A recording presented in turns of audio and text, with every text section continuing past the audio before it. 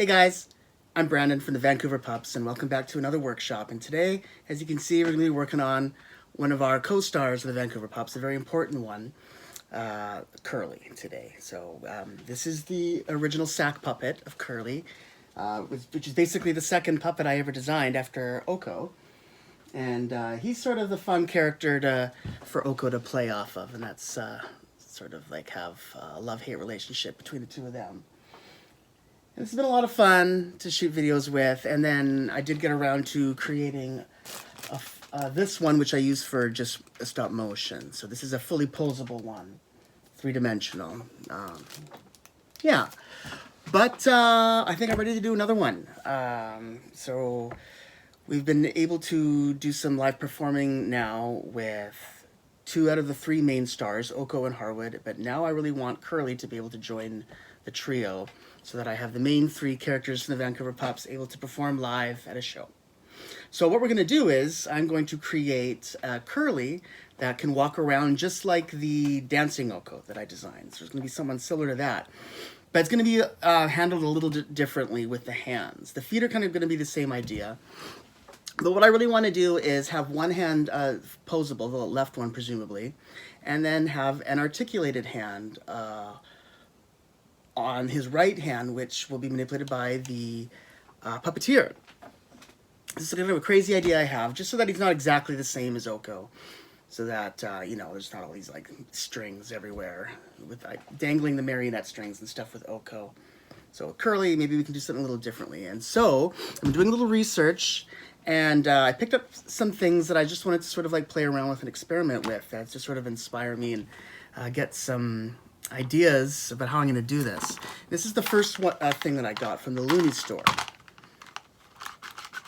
for like, I don't know what it was, $1.50 or something like that. And yeah, it's just a very basic toy. And this is sort of, I liked how this has the length, because this is going to be perfect, because we're going to need an extended length from Curly's hand to the puppeteer's hand. And this has like little plastic sort of like cords in here. They're like zip ties that are pulled somehow. I didn't open this up to look, but that's basically the simplest design I found, and that intrigued me. And then I moved on to this one, and I got this I think on Amazon, and this one is a bit more technical. This was like a little kit that you make, but it's got these strings and it comes with these plastic pieces and you just assemble it. It was really easy to put together. It's this, Kids Labs. So that sort of was a step up from the Looney Store one. And then just for fun, I went on Amazon and I found this crazy thing. Like, this is totally overkill, but this is hilarious. I gotta show you this. Look at this. This was this like kit that was meant, it's like a science kit, I think, that's meant to teach kids about hydraulics. And this took like 4 or 5 hours to put together. It was actually kind of fun. It came with this like giant book, and all the pieces, you had to put it together all. Anyway, it was a wild night, let me tell you. But anyway, but this is cool. But I thought that this was kind of a neat idea too, but this is a little bit overkill. I thought at one point it might be funny to cover this with red fur and just see what that would look like as a Curly hand, but then I just thought it's not really very practical, because you're only getting like an extra foot of distance between the end of this and where the puppeteer's hands would be, so what's the point? You might as well just use your own hand at that point, right? This was kind of fun to play with, and I actually did learn quite a bit about hydraulics from that. But like I said, I think I'm going to go with something like this. This is the medium design, medium complicated design. So I think what I'm going to do is I'm going to dig a little deeper into this and see if I can maybe create some sort of version of this that will fit the dimensions of Curly's hand. And yeah, I'm just gonna kind of design some kind of puppet with Curly that can be manipulated with the feet to feet, puppeteer to Curly feet, and then left hand into the head, and then the right hand of Curly with this articulated hand contraption I want to create. A few other things that I've already prepared ahead of time, I'll show you. So I already have a foam head for Curly. And this is actually the same foam core head as Oko, but just, I think, 50% bigger. And he's designed, the mouth plate's designed a little bit differently because this one, normally when you're, have your hand in the puppet, your thumb is in the bottom part. But because this one we're going to be controlling kind of from behind, and the left hand of the puppeteer is going to go inside, the thumb part has to be on the top mouth plate. And the part to accommodate the hands is underneath. And I've already done that. I have to cut a bit of foam out of the back here. But in terms of the mouth plate bands, they accommodate a thumb on the top plate and 4 fingers on the bottom. So that's good. So that's all ready to get covered with fur. We're going to have to make an internal structure for this guy too. I'm going to try and make it as simple as I can and something that can compact as much as I can. So I'll be using some wire to make sort of like a round shape that'll be for the inside of him. But I also got one of these, which is like a wreath. I think you use this to like make wreaths. I got it at the Looney store. And yeah, I sort of bend this. I remember I used this for the top part of his body here. So I got one of those to prepare for this. Oh, and the only other thing I needed to show was the fabric. So I ran out of the really nice red curly fabric that I used for his body. When I first started the Vancouver Pupps, I got as many meters as I could of this so that I would have consistency, and I think I only had like about 4 or 5 meters, and I did manage to get the sack puppet. I got the full body one here, and I do have some scraps, and I do have another body kind of already cut out, but not enough for a whole full body. So I had to go online, and this is the only one I could find that's the closest, and it's not the exact color. At first I was a little bit annoyed by that and concerned.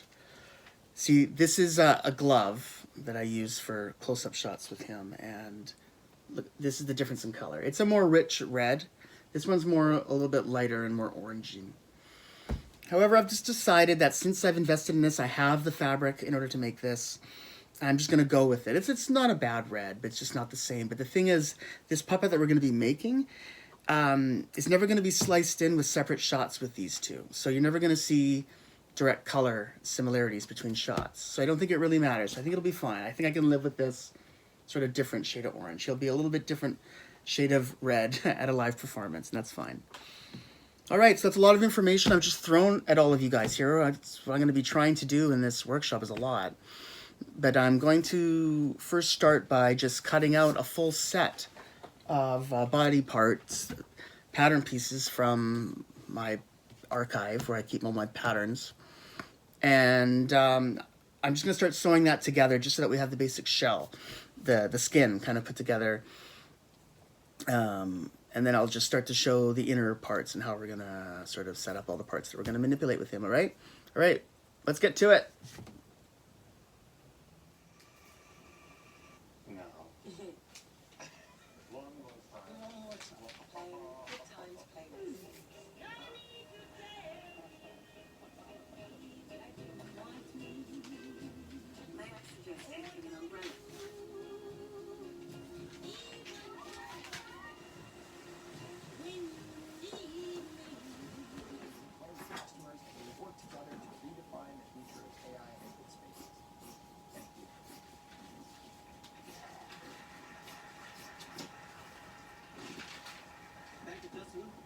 I'm confident our partnership will elevate the customer experience to the next level and open many new opportunities for. All right, so it's time for a bit of an update. I've been working on some things, and yeah, we're making some good progress here. So here is the body that I've been working on. It's just being strung up right now, and it has this collar. This was the wreath piece that we got from the Looney store that I sort of shaped into the collar circle, and then I made a little 2-ring midsection here, and then this is a little bowl that I made with just like strips of glue. First it was a round cardboard disc I just shaped into a bowl shape and coated it in Mod Podge. And here is the arm that's just going to hang, but I am going to have a way of being able to manipulate this hand too, I think. And then on the right side, there's just the upper part of the arm here, because this is going to be attached to something like this. I still haven't worked out how this is going to work. But basically, the stick that the puppeteer will be holding will be on sort of like the midsection here. All right, this isn't really working very well with me holding the camera, so I'm going to actually mount the camera looking down here, because this is what we're going to be working on next. Here I've been working on how we're going to do the mechanics of the hand. So I'll mount the camera. We'll take a look at that. And I also wanted to discuss the fabric a little bit, all right?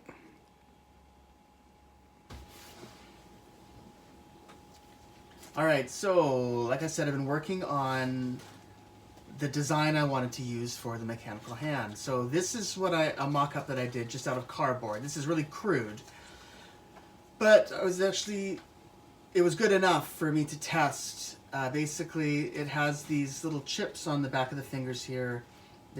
On the back of the hand, there's 2 layers of the chips, and each little joint has a chip that overlaps so that it will only be able to bend in one direction. Kind of hard to explain, I know. It's good.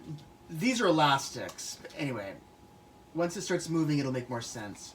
And then the front of the hand has just smaller little segments that are guided by a string. So, like I said, this is just made out of cardboard, paper, and tape. See, I made the little loops out of duct tape, but it was good enough, because watch. And then these are elastic that run through the back.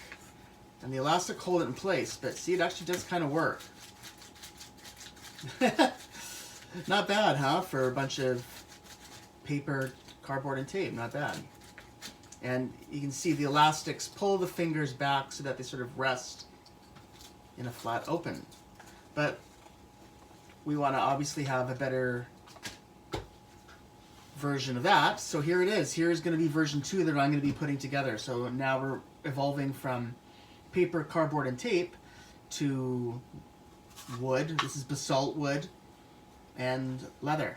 And we're going to be using these little O-ring screws, little tiny ones, the smallest ones I could get. I'm going to be using those to screw into the little joints to guide the elastics and the strings. So that's it. So these are all the chips for the back of the hand.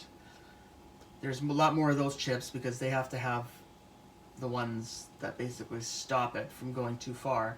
And then these are the chips for the palm, the smaller chips. And then here's the 2 palm pieces, and here's the leather. So that's it. And I'm going to be using, I'm going to try contact cement. Hopefully that works. Yeah, I think that's everything I need to explain for that. Now moving on to the fabric, though.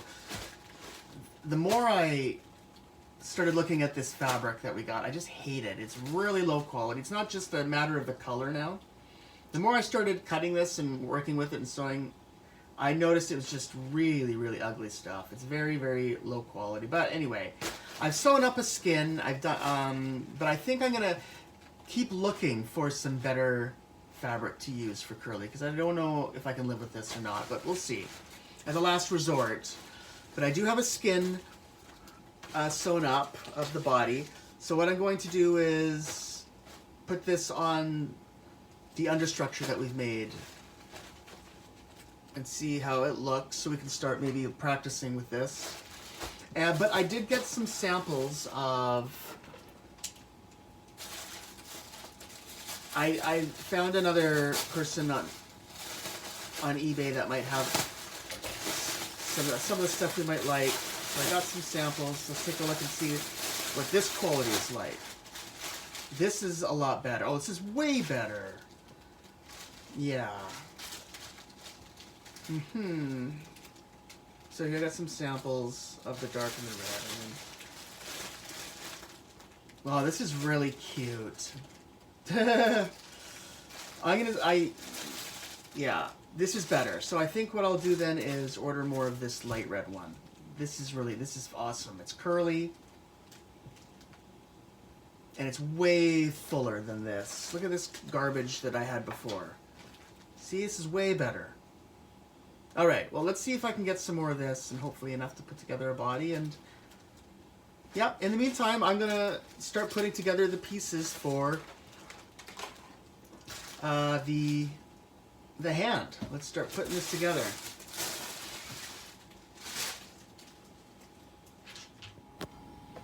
All right, I just wanted to show the first step is done. So here's the palm.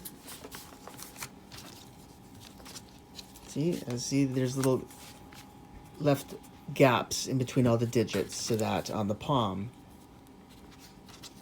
it would be able to bend, right? So now I have the parts here. I'm going to now work on the back of the hand. This is the more complicated part. Let's get to that next. All right, so now we are finished with the back. So here's the palm of the hand, and here is the back. So you can see how the chips sort of overlap. So the finger will only move up to a certain level. See that way? The fingers are flat here. They bend. All right. So now what I've done is I've marked little holes where I want to have the little screws. And I just I made some impressions with my drill. So I can just... I'll just hand screw these in here. So we'll just do that and put in all of these on both sides. There's pretty much going to be all over the place. And then we will start working on stringing the string and the elastic through it.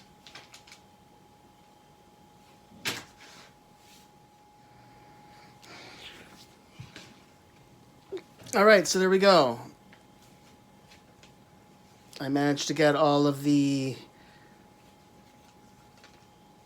little O screws in for now. So now I'm going to start stringing it up with elastic in the back and string in the front, and we'll see how it looks. I'm pretty happy with how that looks. Not bad at all.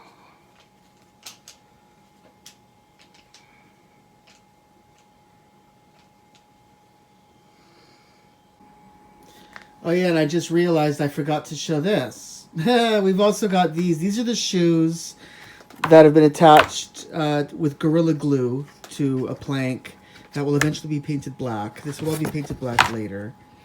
And then there it is. This is the bottom of Curly's feet. And there's two of these. And yeah, I think I'm just going to be attaching these to the thighs with these ropes. I'm going to talk a little bit more about that. Yeah, once we get it on the ground. But anyway, just wanted to make sure I included that and showed that we've got this step done. The feet are coming apart along really well.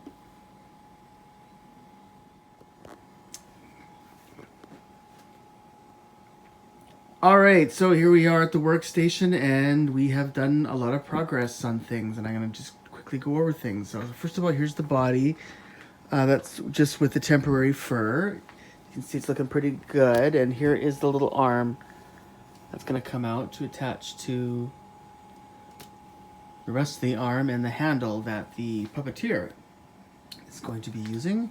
And here's just the arm that's hanging with it's got a string there holding it right now. And I also put this on the back. It's an extendable back scratcher. I'll explain more about that later. This is the big thing, though, I've been working on. This is my pride and joy. This thing is looking beautiful. Look at this hand. It's gorgeous. I got all the loops in where I want them now. So everything's laid in. Here is the palm. Looking great. And here is the back.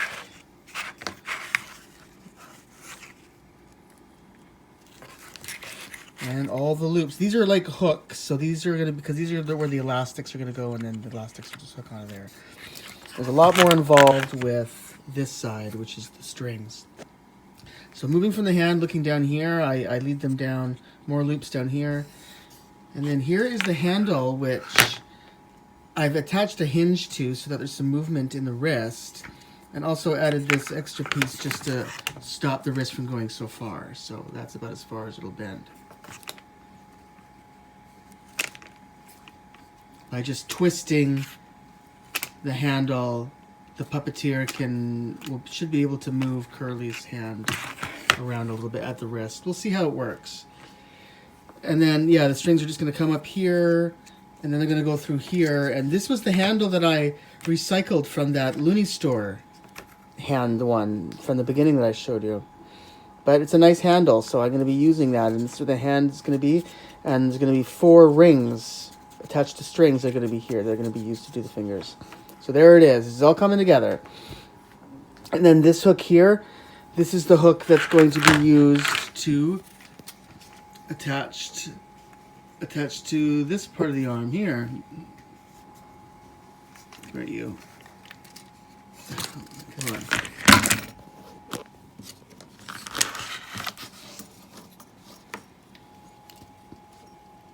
So it'll be kind of like that. It's hard to do on my phone, but it'll be clear soon because we're going to be putting it all together. All right, so what I'm going to do now is just mount the camera bird's eye, and we're just going to start stringing this this piece of art up with this is black sort of acrylic yarn that has very little stretch. This is going to be nice. I'm going to use this to do the strings, and then I have these little rubber bands that we're going to be using for the back. Okay? Make sense? All right, so let's get to it. All right, now I have these little O-rings. They're going to be used for the fingers, but I actually have 2 sets of these O-rings for a reason. Because what I want to do is first string the strings of the fingers to the wrist and then hold them there so that they're sort of set in an open position, the string, and then the rings should all be behind the hooks here. And that way I'll be able to move those ones in order to make the fingers move, and I have a range of between here to here to move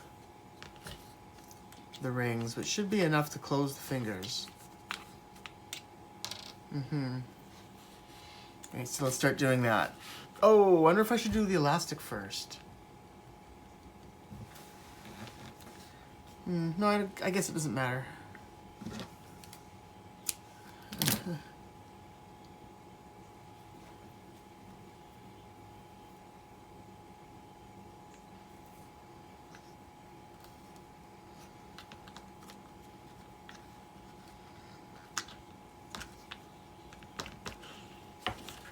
Okay, I think that's good.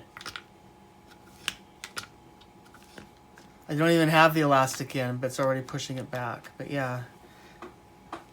All right, so there's the first one. So let's keep going. Do the next one. Interesting, huh?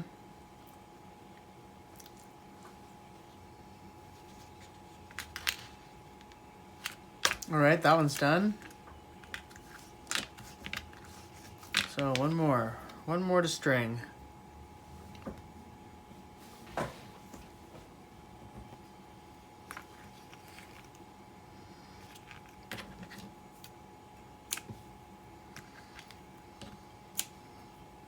All right, here we go.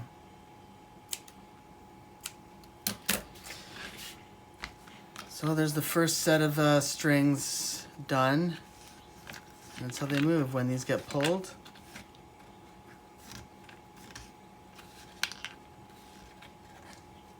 The hand closes. Pretty cool, huh? Looks good. All right, so these will obviously have to be continued, but first, let's just do these elastics and see if this will work. So what I had planned, the reason I left, these are all solid O screws, but then these ones here at the back of the hand are hooks. They're open. And the reason I left that open was so we could get an elastic through it. Hopefully I can get these through. Oh, good. So that's through the loop, and then we're gonna go like this. Yeah.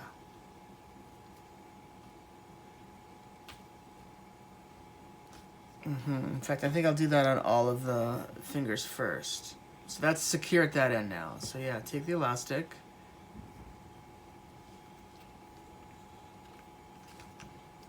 All right, now all we want to do is guide the elastics through the other loops.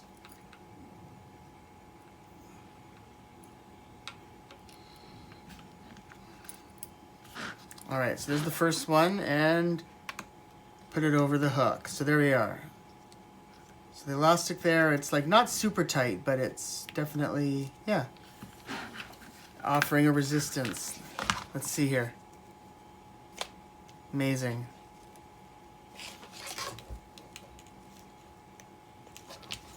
All right, let's just do the other ones. It might be easier to do it this way.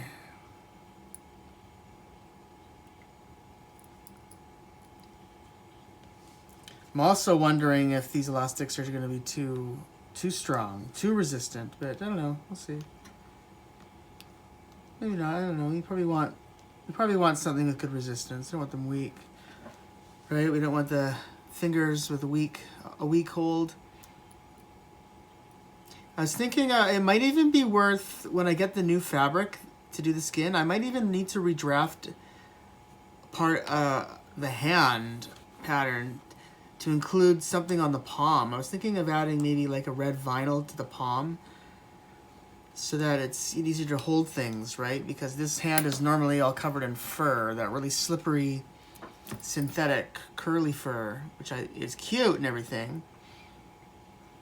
But curly never really needed to hold anything from a mechanical hand before.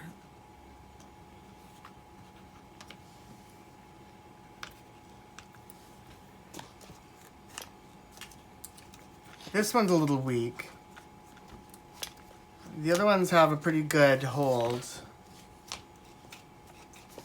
This one's a bit weak. I wonder why. I could probably tighten this up or something, or maybe use a smaller elastic or something.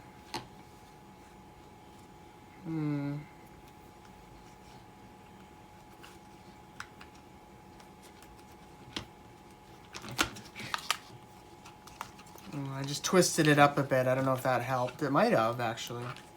Actually, I think it would help, because when you twist something, it does get smaller, doesn't it?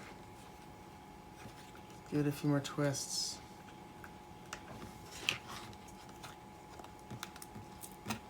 Can't tell. Anyway, let's just see here. 1, 2, 3, 4. Oh, it's tight. It's tighter than I was expecting. Maybe I do need I might need lighter elastics. These ones might be a little too tough. But that's okay. I mean, it's working.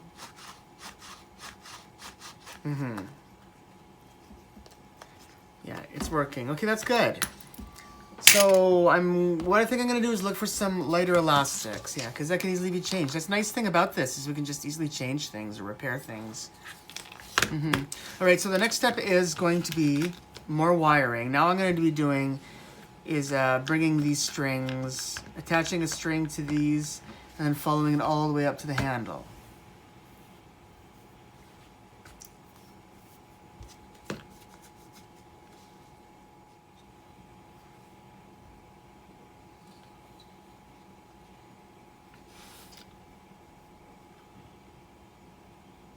All right, so here's the fourth and final string, and this is going to get laid. I've pre-made these holes in the handle here. And yeah, but we haven't attached the rings to the end of these yet, but that's okay. But what I do want to do is seal these in now.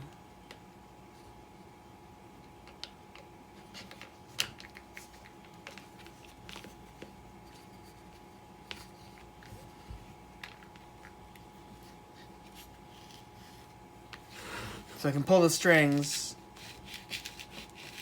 It's gonna need some work, I think. But anyway, gonna get discouraged yet. Yeah, I'm just gonna attach the screws to this to permanently seal it, and then attach the rings to these strings.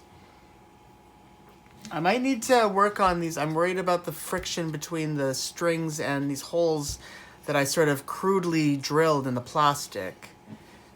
Because it didn't sound very good.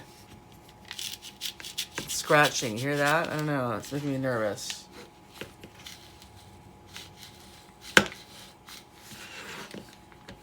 I'm having to pull this pretty hard to close this. Anyway. Yeah, so here's the 4 rings. I'm going to be, like I said, attaching those to these. And yeah, then I think we'll be ready for our first major test, performance test.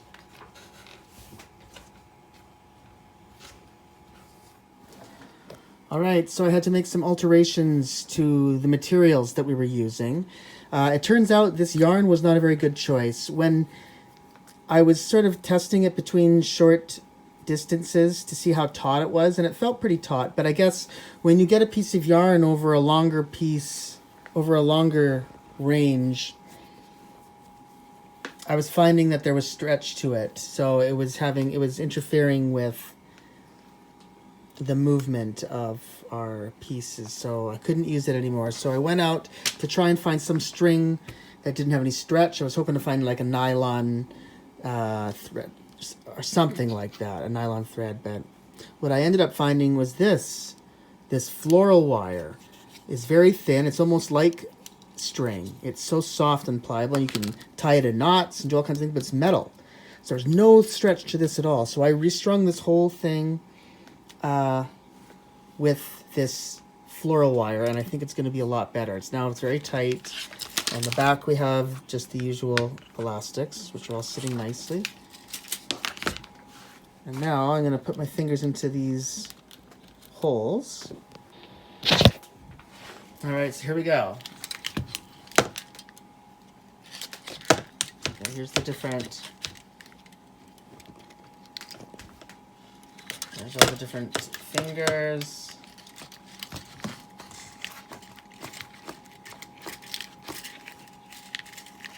Not bad. Well, I think it could be a little bit better, but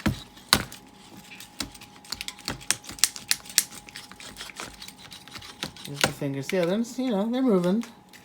Let's try this one. Yeah. This reminds me of The Empire Strikes Back, when they were testing Luke Skywalker's hand at the end. Okay, so anyway, the next step is going to be to attach it to the curly. I just quickly set him up here. He doesn't have the fur on his legs, but I did attach the feet with cords to the waist, just so they were attached. And this is just sitting here, and this is just hanging here, the arm, the left arm, but the right arm needs to be attached now. Like this. So we'll do that, and we'll see how it looks. Oh yeah, I didn't bother to attach the mane either because, well, I'm going to be putting new fabric on him anyway. So he's going to be maneless for this test.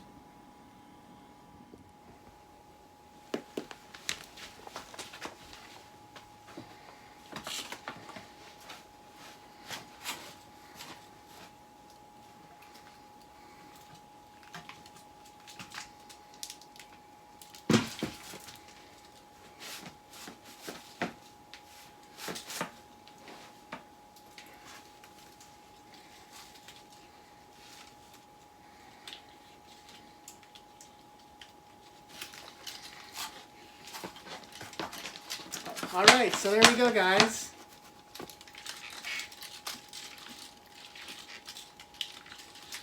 We won't know exactly how it's going to look until we get all of the fur on, but his fingers are moving.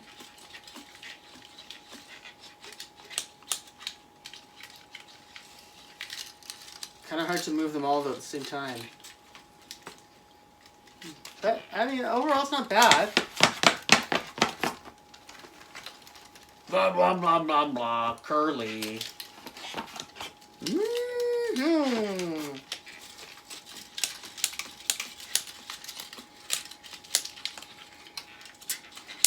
I think I might need to take away that bend in the wrist. I thought that wrist would work, but I think that's when I pull all the strings at once, instead of the fingers moving, it's bending the wrist.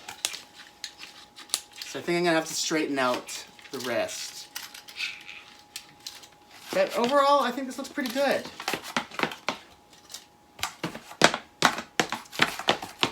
I was going to originally put some legs in him that had a joint in the knee, but I think with Curly, because I did that with Oko because Oko has very skinny legs, and I wanted to see his legs really bending when he took a step. But Curly, his legs are sort of fat and short and fat. They're squat. So I think that we can get away with sort of this little floaty motion of his when he takes steps. I think it'll be fine.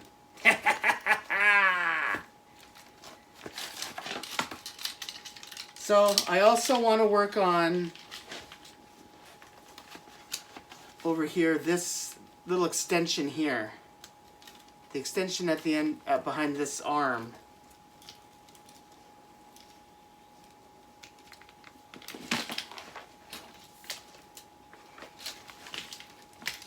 Because I'll be able to like move that one out if I wanted to manipulate things. His wrist won't be like all dangly like that. It'll be posed in a certain way. But yeah, there we are. Both of Curly's hands can be moved and manipulated now. So we can get Curly to walk around, dance, all kinds of things.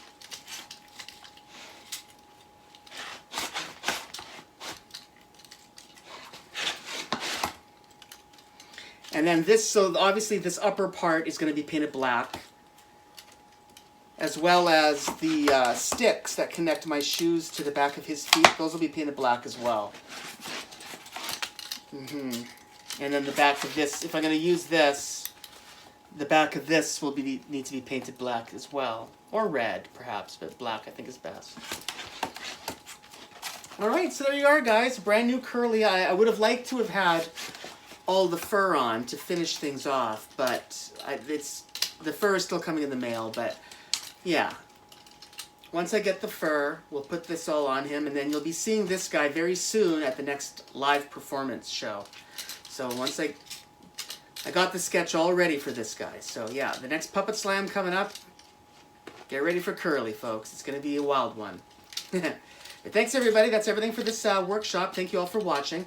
Don't forget to subscribe to the channel by clicking on the link below. I'm Curly. Thanks for watching our workshop with the Vancouver Pupps. Don't forget to subscribe. Bye now. Yeah! What are you waiting for? Subscribe! Click it! Click it! Do it! Do it! Do it!